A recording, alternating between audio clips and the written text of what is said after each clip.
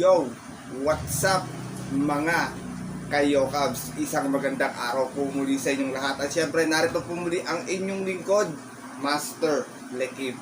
At welcome back po dito syempre sa ating Master Lekim TV.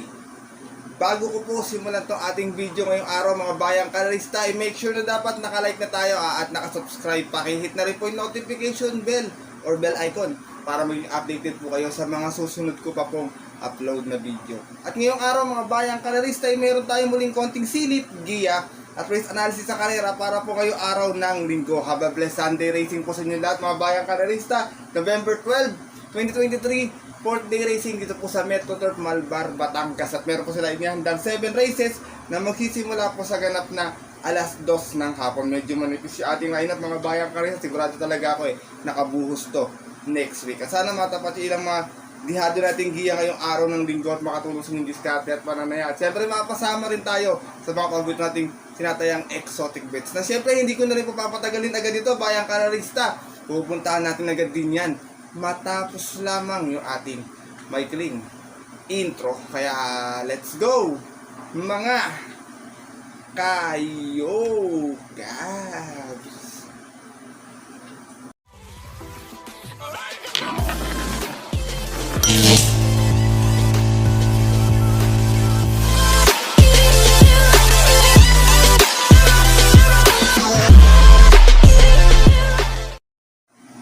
At gaya nga po ng nabanggit ko kayo na sa ating intro bayang karerista, meron lamang tayong 7 races ngayong araw po ng linggo. Siyempre meron lamang tayong tig-isang paboritong mga exotic bets gaya ng winner take all, pick 6, pick 5 at pick 4. Manipis yung lineup natin mga bayang karerista, kaya tingin ko medyo semi-yamado or semi-dihado rin yung ating karera. Kaya ito simulan ko natin mga konting silip at diya. Siyempre wala nang patumpit-tumpit pa at wala na rin paligoy-ligoy pa. Good luck po muli sa inyong lahat bayang karerista. Happy racing and start na po tayo. Race number 1, dito po magsisimula ating winner take all event. 1400 yung ating distansya at isa itong 2-year-old maiden race. Meron tayo ritong 5 runners but 4 in betting number lamang po bayang karerista. Ito yung mga pwedeng maging contender sa upcoming nating Triple Crown next year. First choice ko, numero 4, Malibu Princess. Narerendahan po ni Pabs M. Cabalejo. Ito medyo maganda tinakbo nito last time, tsaka medyo malapit. Natarsera to last time. May 127.8 po ito. 8-8 yung naging alis niya out of 8 runs na naglaban-laban sa isang 2-year-old maiden po. At yung po October 28 kung saan nakalaban nila doon yung heavy favorite na si Espolarium. Same rider pa rin tayo rito Pabs M. Cabalejo para sa ating numero 4 na si Malibu Princess. Second choice ko to, nakita ko ng tuling to last time, baka pwedeng makaporma din agad sa unahan to, babagbayaan baka tsamba. Numero 2, Maria's Legacy, narerendahan po ni RM Adona. Ito naman last run, may 130 lamang sa 1400. Dumating itong pang-apat, 3-3 yung naging outings niya sa isang 2-year-old maiden noong November 4, kung saan ang nanalo naman po doon yung kabayong si High Roller. Same rider pa rin tayo rito, RM Adona, para sa ating numero 2 na si Maria Legacy. Race number 1 mga bayang karerista, non-winner po ito. Kayo na pong bahala kung si may napupusuan pa po kayo kasi alam ko parang same connection lang dito yung numero 1 at saka yung 4. First choice ko po muli numero 4, Malibu Princess. Second choice numero 2, Maria's Legacy. Good luck po. At narito na tayo sa ating race number 2 kung saan magsisimula naman yung ating pick 6 event. 1400 muna ating distansya sa itong Pilra Combating Base Class 416 and 21 split. Meron tayong 6 na kalahok na maglalaban-laban to. Halos lahat to may panalo mga bayang kanalista. 3 yung matulin na nakita ko rito sa unahan. Kagad sigurado ako maglalaban-laban. Doon niya Chichay, iikot lang. At saka itong si Bukawi Rivertown na medyo bumaba ng laban bayang kanalista. Dito ako, first choice ko, nabibitin na to. Tingin ko, baka dito makakuha na ng tiyempo. Numero 2, Dugong Bughaw, narerendahan po ni CS Pare Jr. Last night, medyo buenas yung quadro nito. Mga bayang karerista, nakatatlo sila ng panalo. Meron tong 128.2 last time. Segunda to dumating, 7-7 naging alis niya. Out of 11 runners na naglaban-laban. Dirimati po itong kabayo na to. Isang rating B, 1621 po. Yun po noong November 5, kung saan nanalo po doon. Last race yung kabayong si Lucky No. Same rider pa rin tayo rito, hindi inaalis kay si Espare ang renda. Para sa ating numero 2 na si Dugong Bughaw. Second choice ko na pwedeng maagang pumwesto agad, nakapwesto rin ng maganda sa unahan to kasi may angking tuling din, pero alam ko derimati to eh. Numero 4, Seychelles, narerendahan po muli ni Pabs M. Cabalejo. Doon din sa kaya ni lalaki, no, dumating naman po itong Tercera. Same din sila ng preba, may 128.2 po to. Pero ang outings naman po nito is size 5 out of 11 runners na naglaban-laban. Same rider pa rin tayo dito, Bayang Karisan, Pabs M. Cabalejo, para sa ating numero 4 na si Seychelles. Race number 2 po mga bayang kanalisa, kung may napipisil pa po kilala sa mga matutunan natin, baka magkampiyan po kasi yan, isa pabayaan makatapos, dagdag na lamang po tayo. First choice ko po muli numero 2, Dugong Bughaw. Second choice numero 4, Seychelles. Good luck po. At narito na tayo dito sa ating race number 3 kung saan mag-start naman yung ating peak 5 event, another 1400 meters. At ito yung lowest group, Pilraco Mating Base Class 5, 5-point split. Meron tayong 6 runners na maglalaban-laban, mga bayang kalisa to, magandang karera din, medyo lowest group talaga to, talagang minsan balikatan yung bentahan dito. Dito ako, first choice ko, galing sa Panada last time, Milya pa yung pinanalo nito, yung numero 5, Cristiano, narerendahan po ni RJC Tabor. Last time, may 144.8 sa Milya, nanalo to, may BGC naging outings out of 11 runners na naglaban-laban. Isang rating base 5 po, yung po October 29, kung saan tinalo niya po doon yung living legend na si Jawo. Same rider pa rin tayo rito, RJC Tabor, para sa ating numero 5 na si Cristiano. Second choice ko to, baka mga bayan kasi medyo hindi kasi maganda tinakbo nito last time baka kumukuha lang ng tiyempo to, medyo dihado siya dito, isa lang sa KT. Numero 3, Air Class, na medyo mababa na rin talaga sa grupo tong kabayo na to narerendahan po ni JR Galiada. Huling takbo nito, meron lamang 130 flat, bugaw to dumating, pang 8 out of 8 runners na naglaban-laban, 4 sa is naging outings niya, at yun po sa isang special race noong October 15, kung saan ang nanalo po doon yung dihadong si Happy Julian. From AP Nahila, this time po apprentice JR Galiada ang lerenda, para sa ating numero 3 na si Air Class. Race number 3 po mga bayang kalerista, magulong karera to kung may napupusuan pa po kayo, kayo na pong bahala magdagdag kasi talaga may mga panalo po talaga dito, kagaya nila Bagay na Bagay, Abacada, tsaka tong si Lucky Lucy na medyo sumagad na rin ang baba sa grupo. First choice ko po muli, numero 5, galing sa panalo, Cristiano. Second choice, baka nag-aabang lang yung numero 3 na si Air Class. Good luck po. At narito na tayo dito sa ating race number 4 kung saan magsisimula naman yung ating peak 4 event, another 1400 meters. At isa itong Pilraco Mating Base Class 5, 11 to 15 split bracket. At meron tayong 6 na kalahok na maglalaban-laban dito sa karera na ito. Dito first choice ko, solo ay rito, tingin ko mga bayang karerista, gamay na gamay ng bata to. Numero 3, Aliana, narerendahan po ni Berjomel Galgueta. Alam niyo naman tong kabayan na to, pag nakaporma talaga sa unahan, pag nakabuo ng 2 kwarto, tingin ko kayang-kayang tumapos. Nanalo to noon, may 128.6 to mga bayang karerista. 3-3 pa yung naging outing siya, nakapanood ng boxing sa unahan to noon Out of 6 rounds na naglaban-laban sa isang rating base 11 to 15 din po. At yun po noong October 21 kung saan tinalo niya po doon yung kabayong si Magnifico. Same rider pa rin, regular jockey na to, Berjomel Galgueta, para sa ating numero 3 na si Aliana. Second choice ko, ito isa pang mabababaan ako, sila runway 10 nilalabanan na itong kabayo na to, bayang kalerista. Itong numero 4 natin si Nicole's Favorite, narerendahan po ni JG Serrano. Meron tong 127.6 sa 1400 no, na-Tercera to. Size 5 yung naging alis niya, out of 10 runs na naglaban-laban. Sa isang rating base 16 and 21 pa po, medyo bumaba na po na isang grupo to dito. At yun po, noong September 20, doon nga po sa karerang napalaro na, nabagid ko kayo ng si Runway 10. From JB Hernandez, isa po JG Serrano ng rerenda, para sa ating numero 4 na si Nicole's Favorite. Race number 4, mga bayang kanalista, another anybody's race po muli ito kasi may mga panalo rin talaga dito, kagaya ni I Tell You, Del Monte, tsaka itong si Inoker na medyo mababa na rin, pero hindi pa maganda tinatakbo nito ng mga nakaraan, bayang kanalista, kaya dagdag na lamang po tayo sa karera na to kung may napupusuan pa po tayo. First choice ko po muli, numero 3, solo Eren, Aliana. Second choice, yung mababa na sa grupong numero 4, si Nicole's Favorite. Good luck po. At At lipat na po tayo dito sa ating race number 5, mga bayang ka sa final DD1 event ito, 1400 ating distansya, field accommodating base class 5 point split muli. And meron tayong muling 6 runners na maglalaban-laban and another anybody's race to. Alam naman itong lowest group na to pagandaan ng gising tsaka diskarte ng labanan dito Talagang medyo yung iba rito, sagad na ng baba talaga. Dito po, first choice ko, numero 5, top of the mark. Nare-rendahan po ni Boji Henson. Baka maidiskarte ni Boji ito, sunod lang kay Winsam Maxine. Kung sakaling kaupusin si Winsam Maxine, pwedeng siya yung makinabang. Pero kung lalabanan naman po niya ng 1-on-1, tingin ko iba yung makikinabang. Huling takbo na itong top of the mark na to ay may 130.2.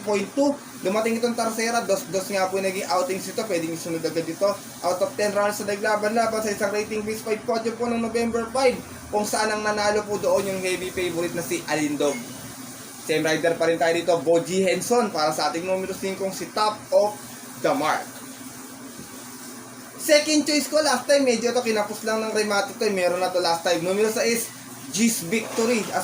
G's Bruley pala. Nare-rendahan po ni BJ Guerra. Ito namang si G's Bruley last time may 114.8 sa 1200 Nasegunda ito. 2-1 pa yung naging outings niya. Out of 8 rounds na naglaban-laban. Same rating base kotse po ng November 3 naman.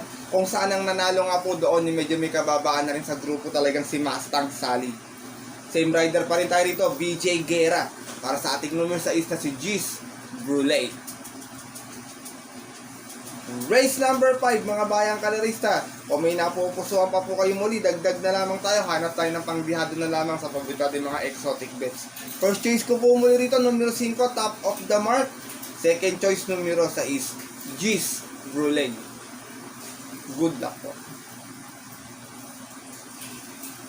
At narito na tayo sa ating penultimate race, ngayong araw ng linggo, race number 6, 1400 muli ating distansya at isa itong field accommodating base class 4. 22 to 27 split bracket, bayang karisa, meron tayong 8 runners na maglalaban-laban. Dito po, long shot ko po muli, baka sana makachamba na or makaraos na. Tingin ko pwede na makachamba talaga to. Numero 2, Raga Mapin, narirenda po ni Michael De Jesus. Last time may 128.2 lamang. Dumating ng pang-anim, 7-4 yung naging outings out of 8 rounds na naglaban-laban. Same rating based po at po ng November 4, kung saan ang nanalo nga po doon, yung nagbabalik na si High Society. Same rider pa rin tayo, Michael De Jesus, para din sa ating long shot na numero 2 na si Raga Mapin. Second choice ko, galing sa panalo, medyo bumigat lang yung peso, numero 7, Basket of Gold, nare-rendahan po ni Kelvin Abobo. Huling takbo, Milya, nanalo, may 141.8, kung saan umalis ito ng 2-2 out of 10 rounds na naglaban-laban, isang same rating base din po pala, 22 and 27 at yun po na October 29, kung saan tinalo niya po doon yung kabayong si See You Tomorrow. Same rider pa rin tayo rito, Kelvin Abobo, para sa ating numero 7 na si Basket of Gold. Isinasama ko pong third choice, magdadala ng marcha. Pag walang gumulo, tingin ko may kalalagyan sila. Numero 4, Real Equity, narerenta po muli ni Mark A. Alvarez. Ito namang si Real Equity, last time may 129.6 lamang, medyo napalaban sa unahan to Dumating itong pang-anim, uno-uno yung naging alis niya, out of 9 rounds na naglaban-laban. Same rating based podium po. Noong November 3 naman, last race, kung saan ang nanalo po doon, yung nagbabalik ang buting kabayong si Matikas. Same rider pa rin tayo rito, Mark A. Alvarez, para sa ating numero 4 na si Real Equity. Race number 6 po, penultimate race ngayong araw po ng linggo, bayang kalerista. First choice ko po muli, long shot, numero 2, Raga Mapin. Second choice yung galing sa panalong numero 7 na si Basket of Gold. At third choice yung solo iron na pag napabayaan kayang tumapos, yung numero 4 si Real Equity. Good luck po. At lipat na tayo dito sa ating last and final race ngayong araw po ng linggo para tingnan po natin mga paborito exotic bets, bayang kalerista, take all, pick 6, pick 5, pick 4, maging final DD1 po. Sa itong field na committing base class 5, 6, and 10 split, 1400 yung ating distansya. This time meron na tayong 8 runners na maglalaban-laban. Ito magandang kalera to, halos yung karamihan nito puro dirimating kabayo. First choice ko, nagbabalik pista numero 8, hashtag na medyo dihado pa sa inete. Narerenda po ngayon ni Mac de Ocampo. Tapos si hashtag huling takbo, may 128.8 bayang kalerista. Dumating itong pang-anim, 5-5 yung naging outings out of 9 rounds na naglaban-laban. Same rating based po at yung po ng July 28, kung saan ang nanalo po doon, yung nandito rin sa karerang si Tears of Joy. From Lester De Jesus, disen po, Mac Di Ocampo ang rerenda. Para sa ating numero 8 na si Hashtag. Nakalimutan ng tao to, wala sa KT, Bayang Karerista. Second choice ko, last time napaaga ng kuha, kaya kinapos Numero 3, 7 of Diamonds, narerendahan po ngayon ni JD King Flores. Ito naman si 7 of Diamonds, last time may 128.2. Na segunda ito, 7-3 yung naging alis out of 7 runs na naglaban-laban sa isang rating base 6 and 10 din po. At yun po nung November 5 kung saan medyo kinapos nga po ito at inabot po ito noon ng Grey Galloper na si Happy Maggie. From Jonel Calagos, disen po JD rin, pero Flores naman po ang rarenda. Para sa ating numero 3 na si 7 of Diamonds. Sinasama ko pong third choice, bagamat wala akong gano'ng nakitang matulin, maliban kay Bonnie Avenue, baka makaporma agad to. Itong ating numero 6 na yamadong si Great Angie, narerendaan po ni CS Pare Jr. Last time, dumating tong pang-apat, may 128.6 to. 5-4 naging alis niya, out of 10 runs na naglaban-laban sa rating base 11 to 15 to. Bagong babae ito dito sa grupo, kaya pala nayamado, Bayang Karerista. At yung po nung November 5, kung saan ang nanalo po doon, yung kabayong si Prince Uno. Same rider pa rin tayo, CS Pare Jr. para sa ating horse to beat na numero 6 na si Great Angie. Race number 7, mga Bayang Karerista, last and final race po, paratingan po ito. Kung may napupusuan pa po kayo at pang dagdag sa inyong mga paratingan, dagdag na lamang tayo rito. First choice ko po muli yung wala sakiting dihadong numero 8, si Hashtag. Second choice yung kinapos naman na nakaraang numero 3 na si 7 of Diamonds. At third choice yung bagong babang yamadong numero 6 na si Great Angie. Good luck po.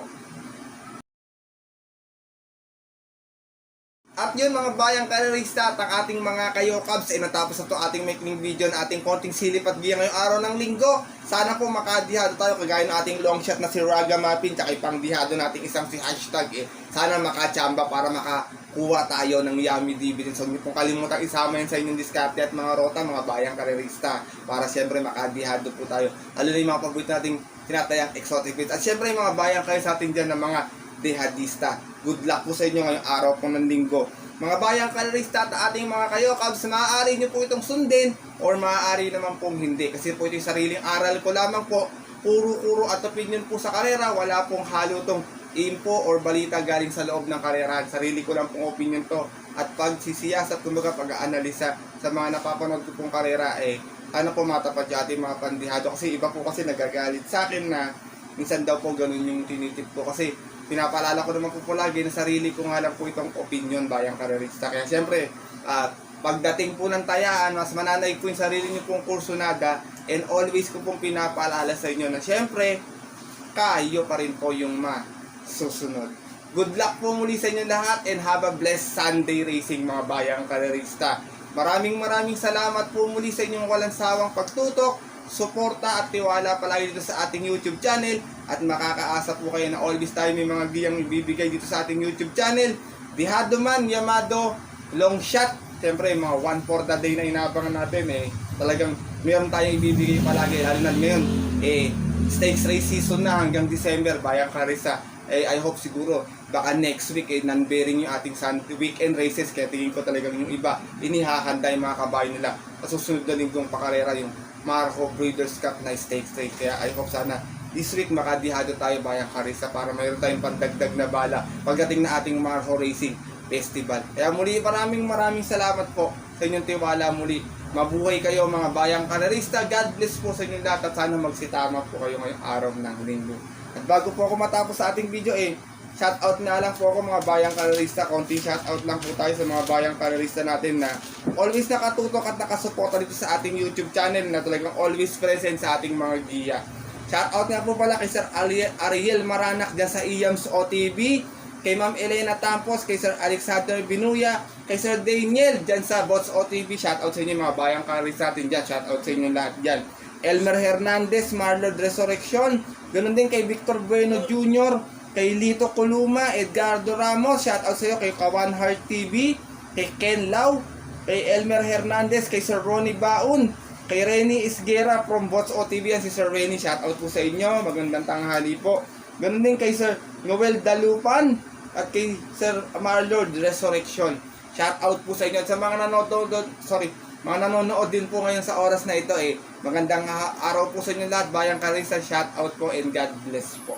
At yun po mga Bayang Karista at ating mga Kayokabs, magkita-kita lang na susunod ko pong upload na video para sa mga kabayong dapat na nating abangan. May mga naalista na ako ito na after siguro ng racing natin i-upload ko mga Bayang Karista, pero para magkaroon kayo ng idea sa pagtakbo nila sa susunod ng linggo sana nga po matapat at makachamba, kasi ito ng mga babanggitin ko mga napili ko talagang meron na natingin ko nag-aabang lang ng tamang tempo or nag-aabang lang ng mga no bearing race, kasi talagang sigurado ako makakadihado to. Yung iba rito pwedeng mayamado na rin na siyempre dapat talaga na nating abangan na. At yun po Bayang Karista, ito po muli ang inyong lingkod, Master Lekim, na always po nagsasabi sa inyo at nagpapaalala na ang karera po dapat po libangan lamang pag tayo'y may sobra lang. Dahil ito talagang tsambahan lang at tapat-tapat lang.